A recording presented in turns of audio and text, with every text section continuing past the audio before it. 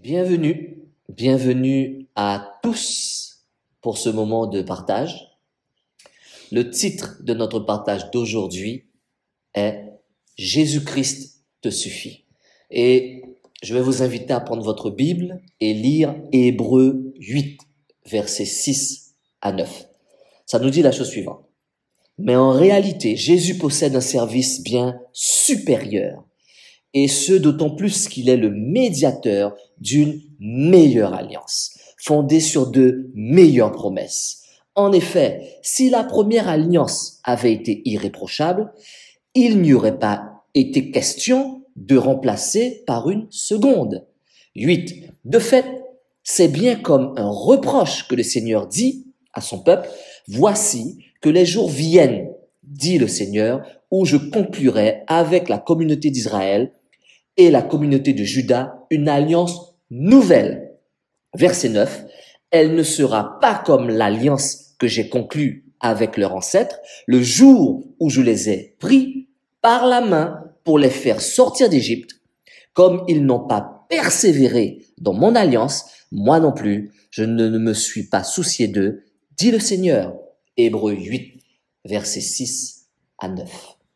Là, nous comprenons que nous ne pouvons pas dissocier Jésus-Christ de son sang, le sang de la nouvelle alliance. Nous ne pouvons pas dissocier Jésus-Christ de la grâce. Et nous comprenons que Jésus-Christ est venu non pas abolir, mais accomplir l'ancienne alliance, accomplir la loi. Jésus-Christ nous accorde une alliance plus excellente. Et pour finir, c'est par Jésus-Christ que nous avons des meilleures promesses que les enfants de Jacob appelés Israël. C'est pour cela que Jésus est le garant d'une bien meilleure alliance. Hébreux 7, verset 22.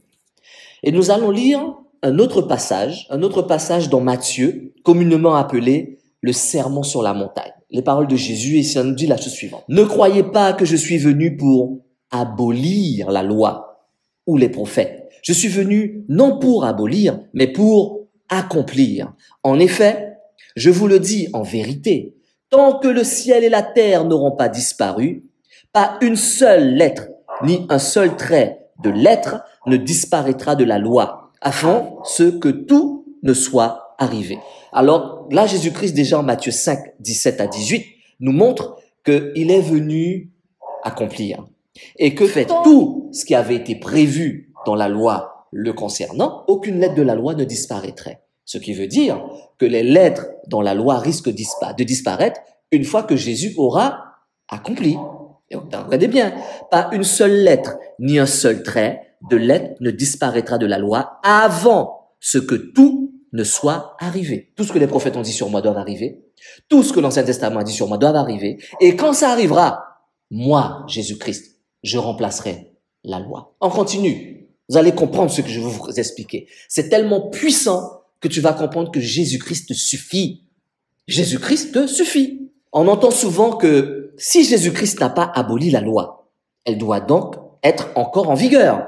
Par conséquent, ces éléments comme le respect du sabbat s'appliquent toujours. De même peut-être que beaucoup d'autres éléments de la loi de Moïse. Cette interprétation est fondée sur une mauvaise compréhension ou bien une mauvaise interprétation des paroles de Jésus. Jésus a dit quelque chose. N'interprétez pas ce que Jésus n'a pas dit. La Bible explique la Bible. La parole de Dieu explique la parole de Dieu. Et nous allons travailler sur ça ensemble pour comprendre que Jésus-Christ te suffit, mon frère, ma sœur, mon ami. Les paroles de Jésus-Christ et de l'intention des passages qu'il a voulu dire. Alors, qu'est-ce que Christ? Christ n'entend pas ici que les ordonnances de la loi de Moïse s'appliqueraient éternellement.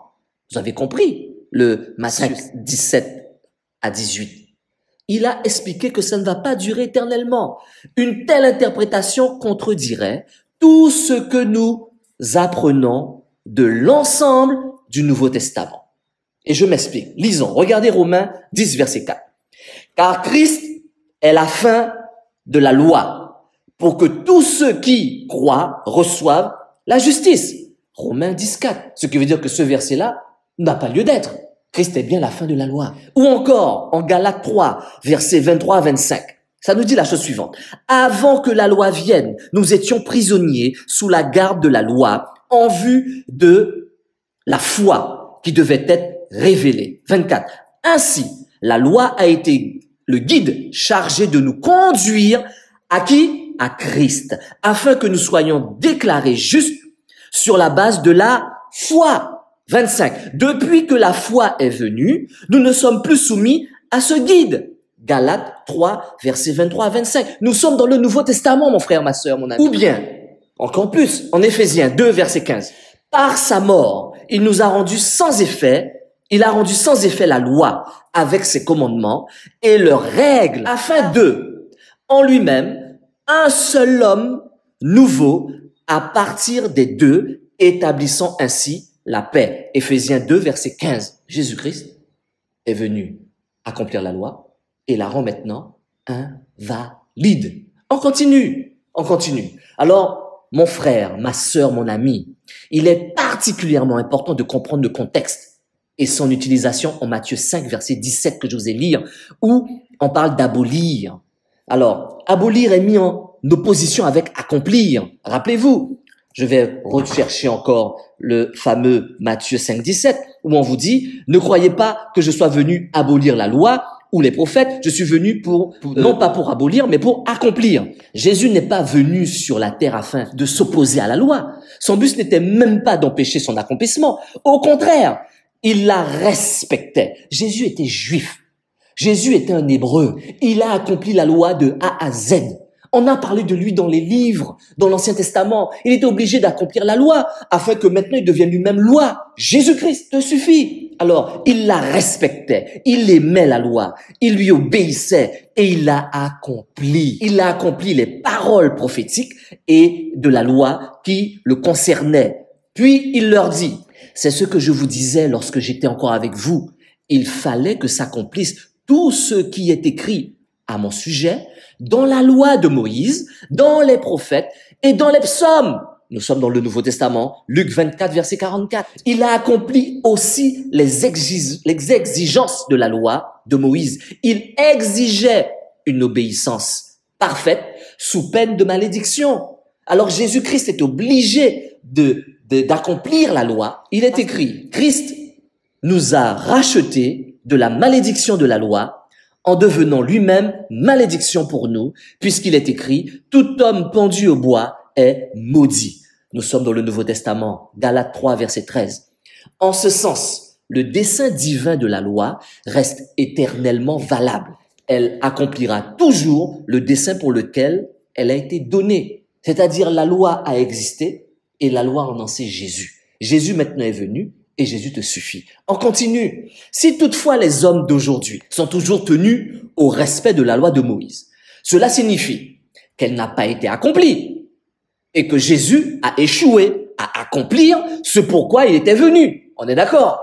Si au contraire, le Seigneur Jésus a accompli sa mission, alors la loi a été accomplie et ne nous lie plus aujourd'hui. De plus, même si la loi de Moïse n'avait pas été accomplie par Christ, et resterait donc en vigueur aujourd'hui, elle serait contraignante, non pas partiellement, mais entièrement. Ce qui veut dire que Jésus a clairement dit que pas une seule lettre, ni un seul trait de lettre, il désignait ainsi les plus petits caractères alphabétiques hébraïques, ne disparaîtrait jusqu'à ce que tout soit accompli, mon ami, mon frère, ma sœur. Jésus l'a dit. Par conséquent, rien dans la loi ne devrait être abolie jusqu'à ce qu'elle ait entièrement accompli ses desseins. Jésus a accompli la loi. Jésus a accompli la loi, je le répète, toute la loi, pas partiellement. Jésus-Christ suffit, Dieu te le dit. On ne peut pas dire qu'il a accompli le système sacrificiel, alors il s'est sacrifié comme un agneau, mais pas les autres aspects de la loi. Là, ce serait mentir. Jésus a accompli toute la loi. Soit il a accompli toute la loi, soit il n'en a rien accompli. Dieu n'est pas un menteur, il n'est pas un joueur. Il fait les choses clairement. Ce que la mort de Jésus implique pour le système sacrificiel, elle l'implique aussi pour les autres aspects de la loi. Jésus-Christ suffit.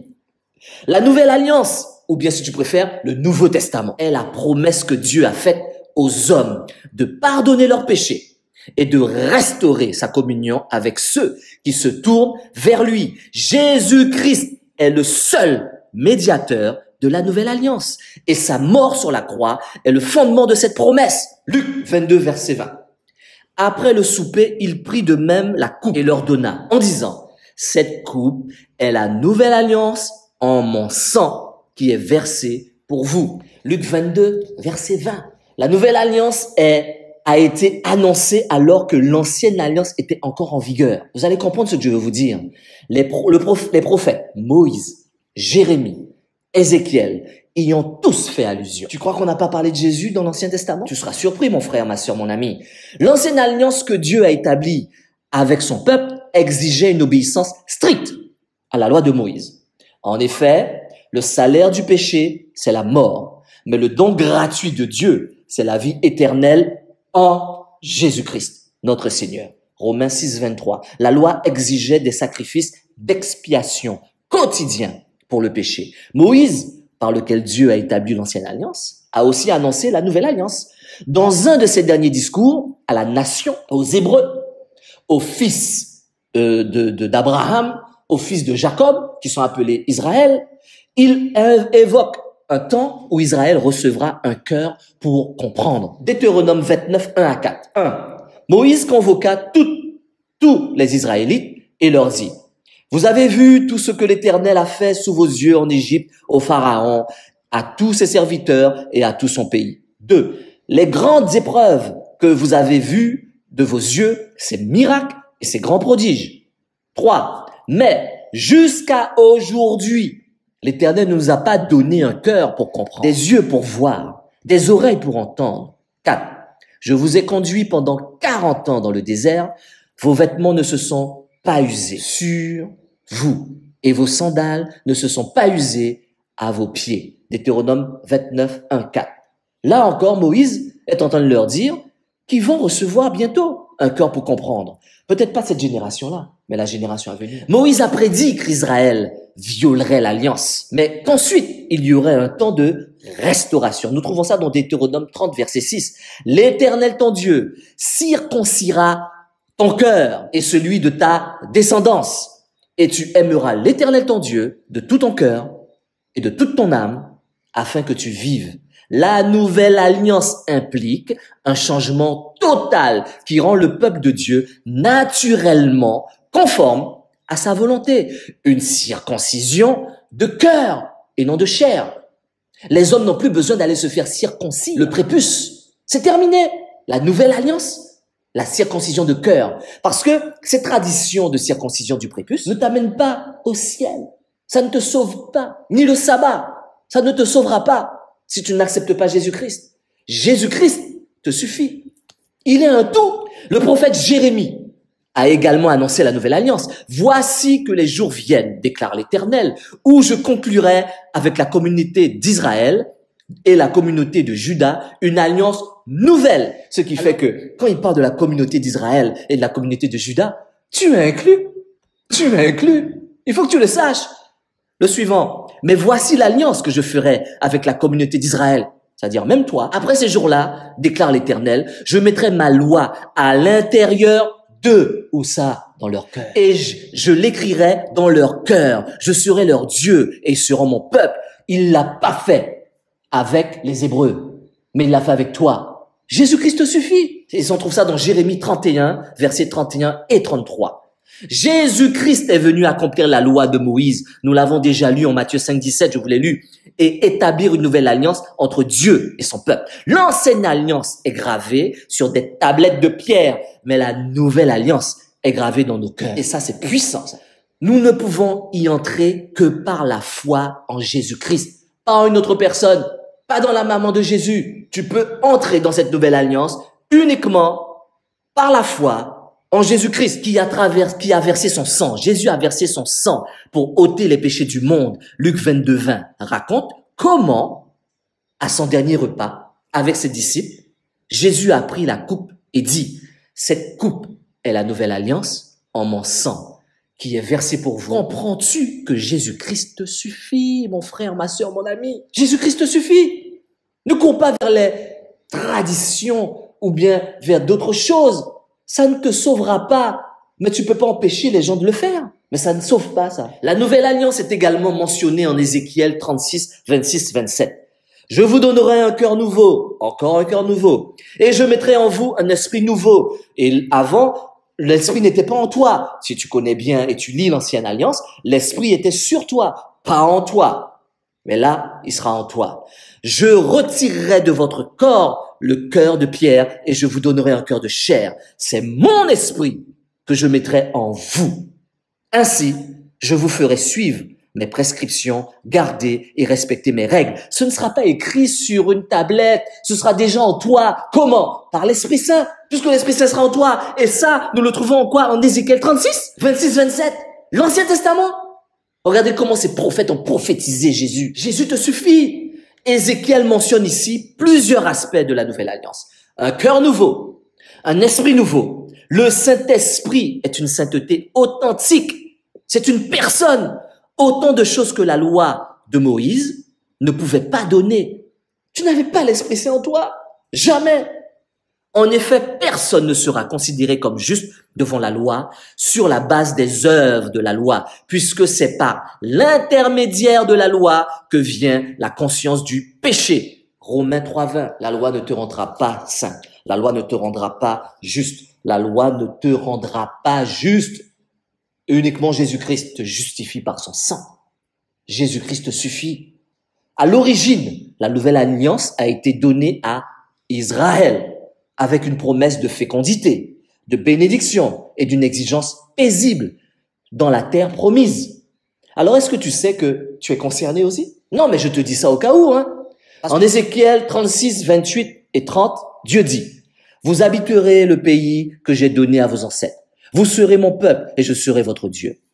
Je multiplierai les fruits des arbres et les produits des champs afin que vous ne connaissiez plus le déshonneur de la famine parmi les nations. » Deutéronome 30, versets 1 à 5 contient des promesses semblables pour Israël, pour toi et moi. Tu dois comprendre, mon frère, ma soeur, mon ami, que depuis la résurrection de Christ, les non-juifs, c'est-à-dire toi et moi, bénéficient également des bénédictions de la nouvelle alliance, car en Acte 10, nous le lisons, pour un homme appelé Corneille, c'est un non-juif.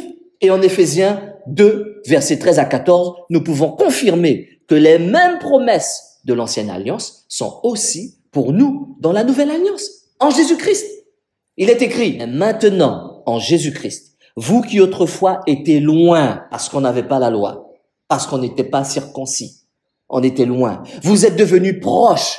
Par quoi? Par la loi? Par la circoncision? Non, non, non, non. Vous êtes devenus proches par le sang de Jésus-Christ. Verset 14. En effet, il est notre paix. Lui qui des deux groupes n'en a fait qu'un. Non, mais comprenez, hein. Lui qui des deux groupes n'en a fait qu'un.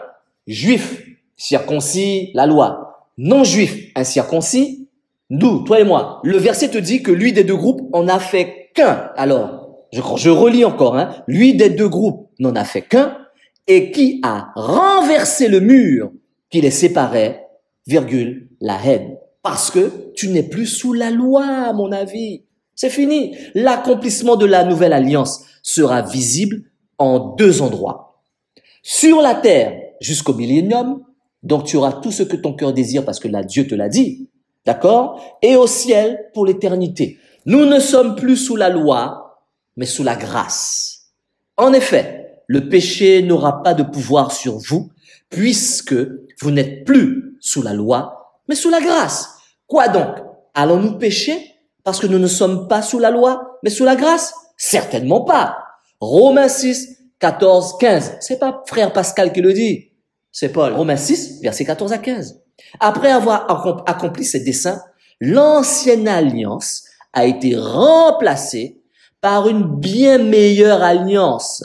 Hébreux 7, 22. Mais en réalité, Jésus possède un service bien supérieur à ceux, d'autant plus qu'il est le médiateur d'une meilleure alliance, fondée sur de meilleures promesses. Hébreux 8, verset 6. On va conclure. Sous la nouvelle alliance, nous recevons le salut comme un don gratuit. Éphésiens 2, versets 8 à 9. En effet, c'est par la grâce que vous êtes sauvés. Pas par vos œuvres, pas par tes œuvres. Alors, en effet, c'est par la grâce que vous êtes sauvés, par le moyen de la foi. Et cela ne vient pas de vous, c'est un don de Dieu. Verset 9. Ce n'est pas par les œuvres, afin que personne ne puisse se vanter. J'ai fait ci, j'ai fait ça. Non. 10. En réalité, c'est lui qui nous a fait. Nous avons été créés en Jésus-Christ pour des œuvres bonnes que Dieu a préparées d'avance afin que nous les pratiquions. Éphésiens 2, versets 8 à 9. Lisez votre Bible. Écoutez la Bible audio. Et en écoutant la Bible audio, ça va devenir tellement clair pour vous. Et l'Esprit Saint qui est en vous, qui ne vous quitte jamais, il ne redescendra pas. Il est déjà sur terre. Il est en toi quand tu as accepté Christ comme Seigneur et Sauveur. Il va te communiquer les vérités que tu dois connaître. Notre responsabilité est de mettre notre foi en Jésus-Christ qui a accompli la loi pour nous et a mis fin au sacrifice de la loi par son propre sacrifice, par le don du Saint-Esprit qui demeure en toi, en tous les croyants. Romains 8, versets 9 à 11. Nous partageons l'héritage de Christ en jouissant d'une relation éternelle avec Dieu qui ne peut être rompue. Voici pourquoi il est le médiateur d'une alliance nouvelle. Sa mort intervenue par le rachat des transgressions commises sous la première alliance, afin que ceux qui ont été appelés reçoivent l'héritage éternel promis. Je l'ai dit dans un précédent message. C'est pas toi qui choisis Christ. Dieu t'appelle. Dieu te choisit. Hébreux 9, 15. Voilà ce que j'avais pour vous aujourd'hui. Amen. Amen.